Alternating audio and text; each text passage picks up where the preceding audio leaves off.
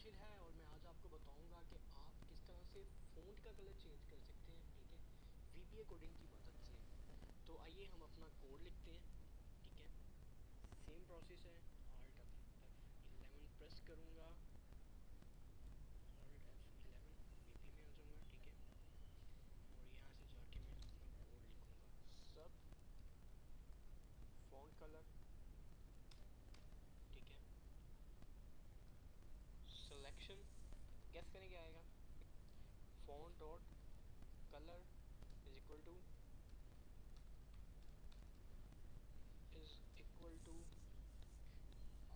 RGB, okay.